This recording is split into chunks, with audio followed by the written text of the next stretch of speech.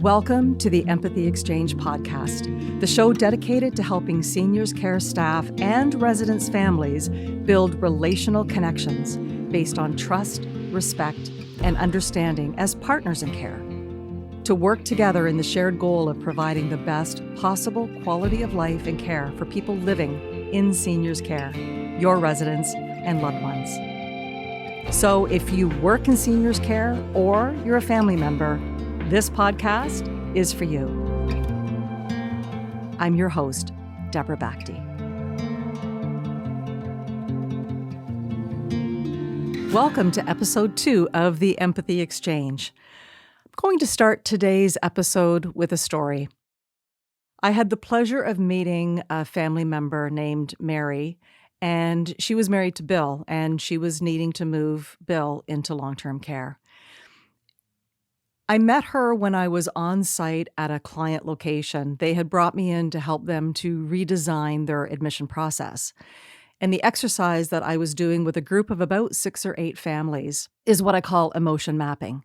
It's a really fancy term to describe basically asking people how they feel at different points of their admission process. So I actually do this with staff as well as families, but the story I want to share with you is with the family group. So we had about 6 or 8 families all sitting around the table together and asked them to reflect on how they felt the morning that they were moving their loved one into the home. And then there was some paperwork that I had them to basically write out some of their comments and then brought them all together and asked for those who were comfortable to share. Mary described the morning of moving Bill into care, that she was feeling incredibly overwhelmed and anxious because she didn't tell Bill where they were going. In fact, she used the words, "I had to fib to him and tell him that we were going to a doctor's appointment," because she felt like if she was honest with him, she would never get him out of the house. Let me read to you what she had written down on the piece of paper. It was a bad first day. There was entertainment going on in the lobby when we arrived. My husband was confused why he was there and knew something wasn't right. I felt alone. The person who was to meet us wasn't there. We waited for some time, and after 2 calls, someone came and took us up to my husband's room. We sat in the room and waited for someone to come. It seemed like a long time. I felt horrible and left crying when we were done. It's taken me a long time to forget that day.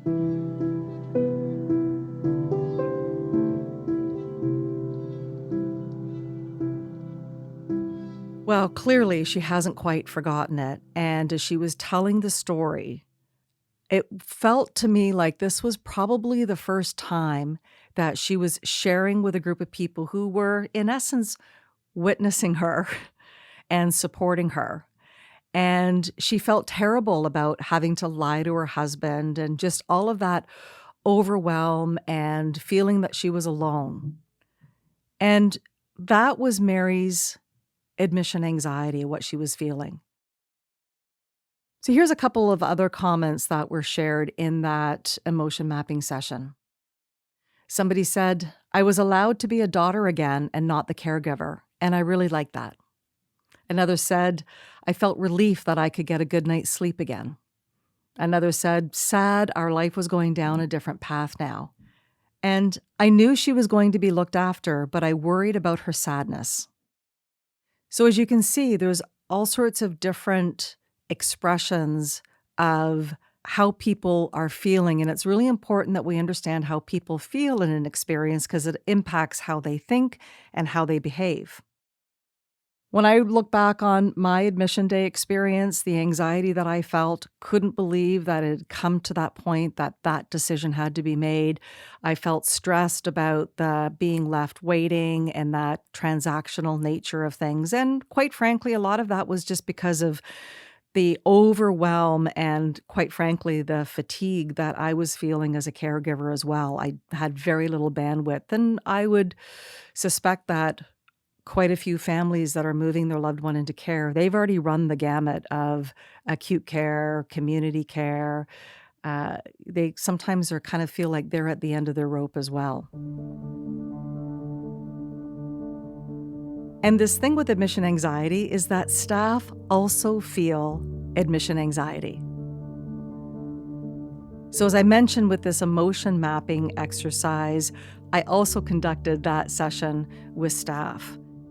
For the time that I worked in seniors care and when I was a family member, it never even occurred to me that staff could feel this admission anxiety. There are 3 key areas that contribute to the anxiety that staff can feel. The first is relative to the resident. Typically what happens, there's paperwork that's sent over to the home that gives them an overview of the resident's condition, acuity, any other relevant information. And it's not uncommon for that information to be inaccurate or out of date. That paperwork could have been completed 6 months ago, and a lot may have changed in that 6 months. So there's some anxiety around what they can expect with the resident, the level of care, what the specific needs are going to be so that they can be well prepared. So that creates one area of anxiety. The second is around the family. They don't know what the family is going to be like. Are they going to be easy to work with? How much do they understand about seniors care? Are they going to be difficult? Are they going to have unrealistic expectations? There's this anxiety around how are we going to work with the family and what kind of stressors could there possibly be? The third area is around the admission process itself. And that's really one of the reasons that I work with homes to help them to redesign the admission process, because things don't always go as planned. You may have the resident coming by ambulance and the time of 10 o'clock passes and all of a sudden it's 2 o'clock in the afternoon and the resident's being brought in and maybe they're in the middle of shift change. Seen circumstances where they bring the resident and family into the room and perhaps the blind has fallen down a few days previously and it hasn't been replaced, or the bed's not made, or the bed's not there. There's a lot of moving parts. There's hundreds upon hundreds of steps and stages in any admission experience. And so there's opportunities where things could perhaps not quite go right.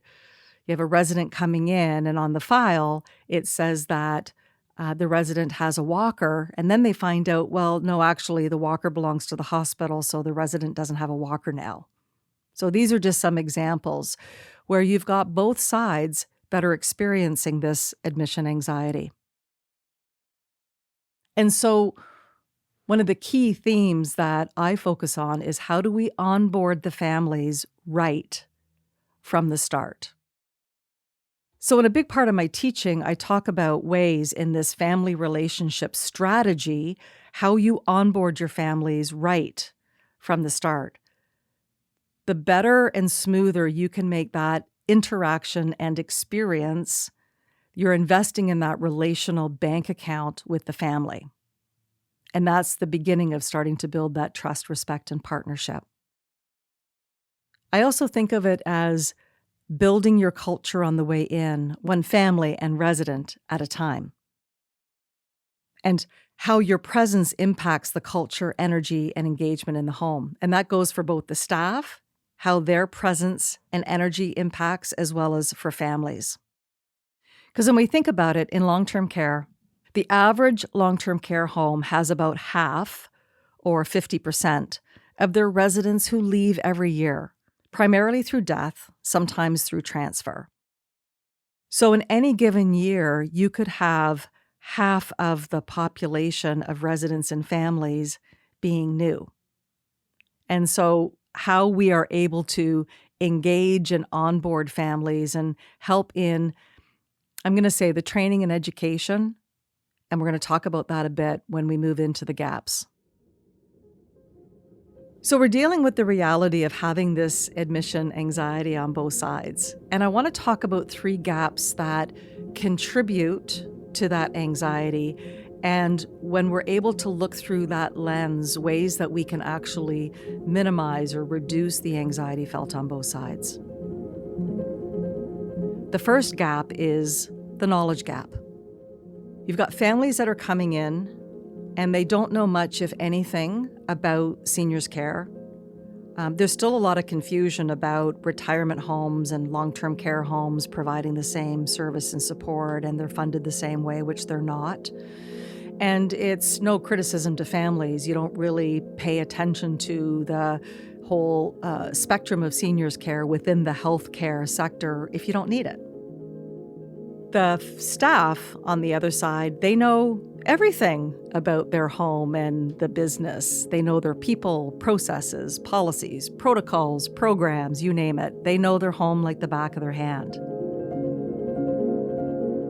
So staff have all of this knowledge that families need, and families have all the knowledge about their loved one, right? They know their likes, their dislikes, what they did for a living, what their interests are, all of those things. And they also know their own family and their family dynamics, and shall I say, dysfunction. Because let's be honest, what family doesn't have at least a little bit of dysfunction?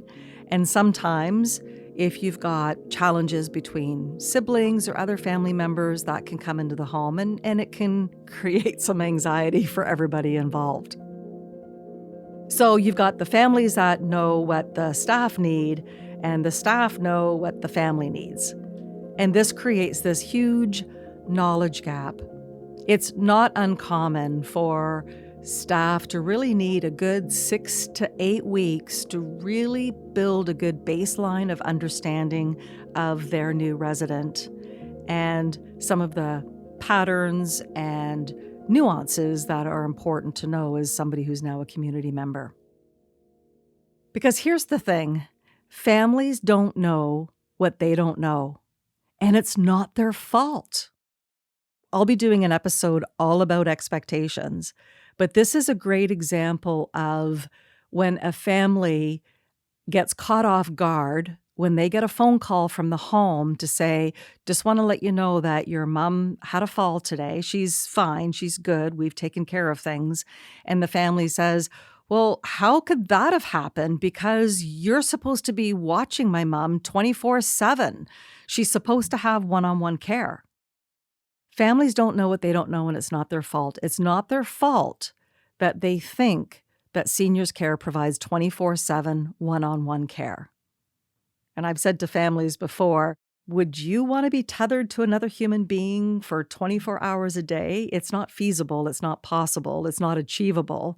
It's not really desirable. But there needs to be some education around the level of care so that we can better manage those expectations. In my latest book, Now What? Managing the Emotional Journey of Long-Term Care, there's a chapter that's all about 20 misconceptions that families can have about seniors' care, and that becomes part of that education in closing the knowledge gap. If you'd like to learn more about the work that I do in providing staff training, family training, or if you're also looking to redesign your admission process, you can find me at deborahbakti.com. And you can email me at deborah@deborahbakti.com, and all that information will be in the show notes. The second gap I want to talk about is the emotion gap. So I've talked about in the first episode just the emotions that families can experience in needing to make the decision, the actual moving in, and also to think about the change in their life and lifestyle now that they have their loved one, whether it be a partner or a parent or a sibling living in care. On the other side, you've got the staff where, in a mid to large size home, they are likely doing multiple move-ins, admissions of new residents and their families every week.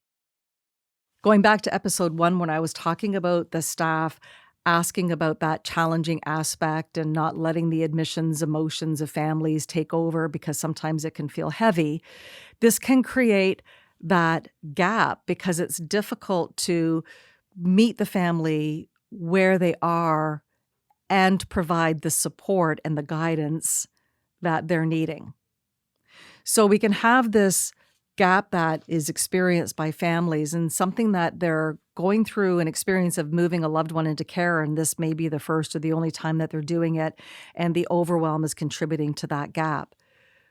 The other thing is that families can feel an incredible amount of guilt, particularly if they're the ones that have had to make the decision, and also feel some relief now that they have care and support, but then feel guilty that they feel relieved, right? They've got that whole caregiver persona in and trying to give up some of that control of care that they've had, which we'll talk about more in the next gap. But I tend to think of it like this. You're not just meeting the family, you're meeting their grief. And within the emotion gap is the grief that families can be feeling and not even necessarily recognizing it as grief. I've talked to many families, and I think I experienced this myself, that it was like, well, Ty's still here. He's not passed. We grieve when people pass. And as the therapist that I was working with at the time helped me to understand that there are many different types of grief. There's anticipatory grief, right? That trying to anticipate as we're going through this journey, what it's going to look like. I often likened Ty's illness as a bit like death by 1,000 cuts, because it was just this continuous downgrading of capacity and ability. And then there's also the disenfranchised grief, grieving for the loss of things like Ty not able to come out Tuesday night to our daughter's soccer games anymore, or grieving the loss of what I imagined our future of growing old together was going to look like.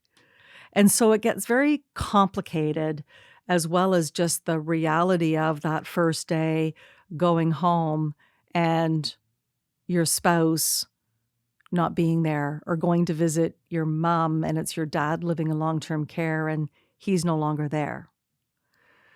So it's important that I think for families to be able to recognize and work through the type of grief and the magnitude of grief that they're dealing with and how it shows up. And sometimes, and I will be the first to put my hand up on this, I had some pretty disproportionate reactions with things that I was perceiving as not going the way that I expected in the home because of my grief and guilt all tied up into one. I think it's also important and helpful for staff if you're able to look through the lens when maybe you're having a bit of a friction-filled family conversation. To what degree is there grief that's contributing to this reaction? It helps just to be able to insert a little bit of empathy and pause into how we may be reacting to that. The third gap is what I call the identity gap. And in the Now What book, I have this relational triangle. And with the identity gap, there's a couple of things at play here. You've got the family member whose identity is changing to that of a community member in the home that their loved one's moving into, a partner in care. And the resident, so I'll use Ty as an example as my loved one, he's now becoming a resident in a community with other residents, with care team members, this whole ecosystem that I referred to earlier, right? It's like a little town with all of these moving parts that he is now a part of. And you've got the care team that are really working in tandem with the residents' needs, as well as working with the family in that partner in care. And I kind of wish that somebody gave me a new job description. And I go back to, I worked in the industry, and sometimes I think, wow, I should have known better. But when it's a personal journey, it's sort of like all bets are off and you're just trying to fly by the seat of your pants. I had a responsibility and an accountability in how I showed up in the home as a resident's wife, as Ty's wife.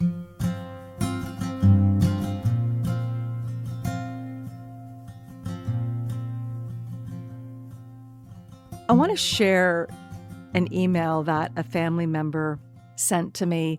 I was on a town hall call, and she was just so transparent with her experience and journey with moving her mom into care. Her name's Shirley. And so I just want to take a moment and read what she sent to me. Reading Now What helped me think about and understand the other side of the coin when we are adjusting to having placed a loved one into long-term care.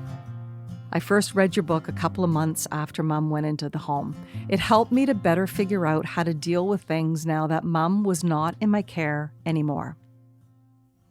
At first, all I could see when I visited Mom was that they weren't caring for her the same way I had been doing at home.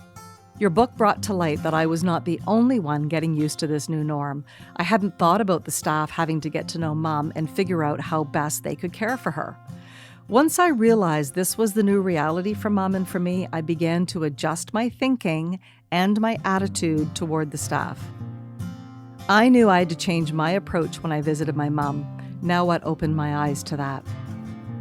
Mom has now been in care for 9 months, and my relationship with most staff has improved considerably. The Now What book helped me realize that I was not the only one adjusting to this new norm, but so were they. My mom seems quite happy in her new home, and I believe she's given the best possible care the staff can provide, given the limitations of the healthcare system. And then she finishes off with my favorite part. Thanks again for writing Now What. It really helped me to get over myself and focus on the positives of what goes on in a long-term care home. It's not perfect, but they do a much better job of looking after my mom than I could ever do now that she's at the stage she's reached into her life, 98 and well into dementia.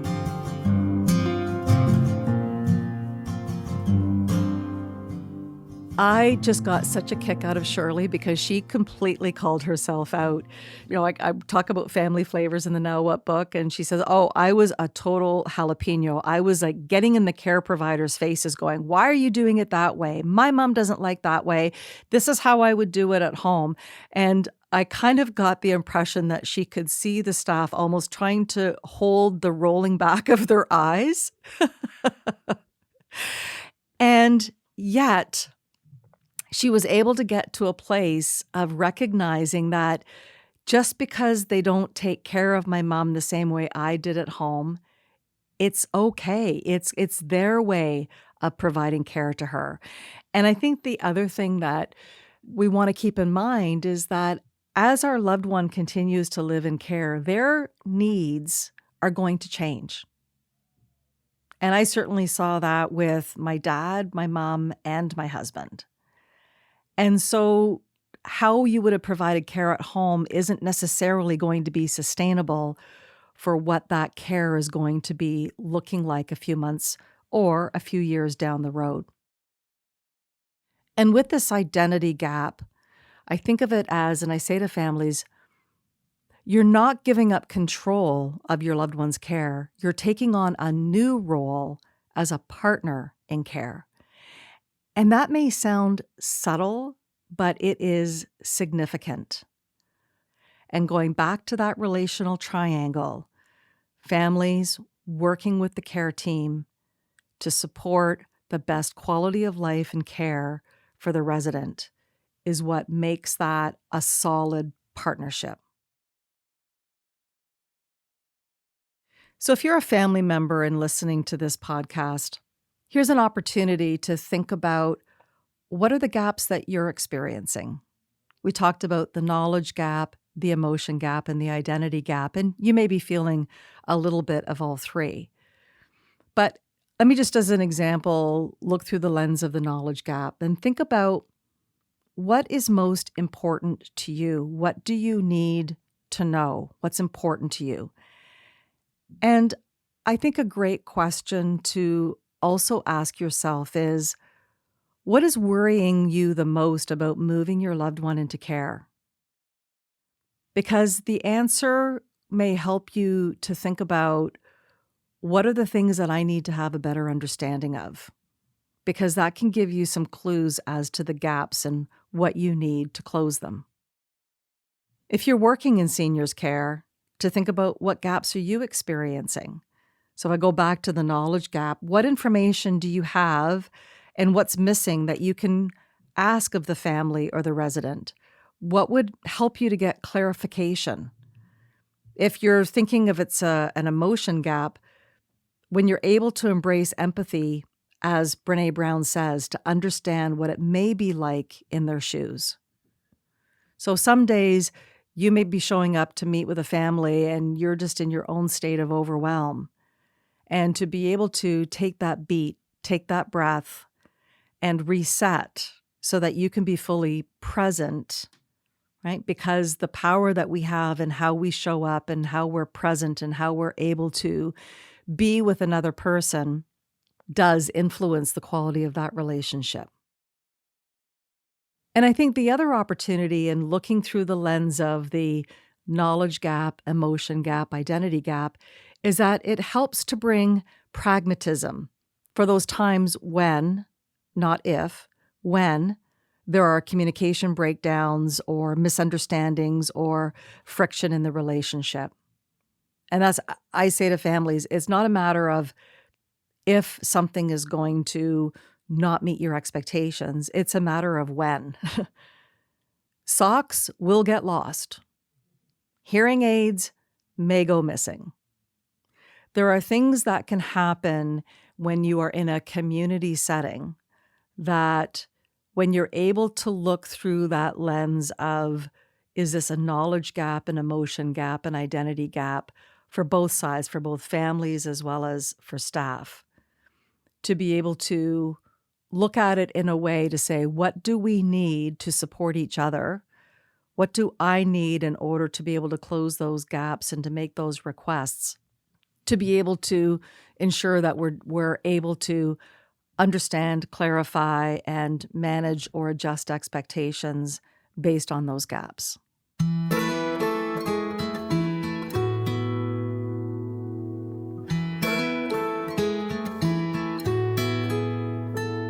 So I get that feeling anxiety isn't the most pleasant emotion in the world, and we like to do what we can to avoid that. I also think that this shared experience of admission anxiety between families, and I would also say residents and staff, can be one of those opportunities of common ground. And being able to recognize and acknowledge, and also that knitting together of that shared purpose of the best quality of care and life for the resident, the family's loved one, is an opportunity to start investing in that relational bank account right at the very beginning, because both sides can experience those knowledge gaps, emotion gaps, identity gaps, and being able to use that as a force for connection can be very powerful. How we show up to support each other and have that empathy exchange, knowledge exchange can really set the relationship up for a much better chance of success. If you haven't already, please subscribe to the Empathy Exchange podcast. And if you're enjoying this, please share with your colleagues and families. Remember, your power is in your presence, so make your presence matter.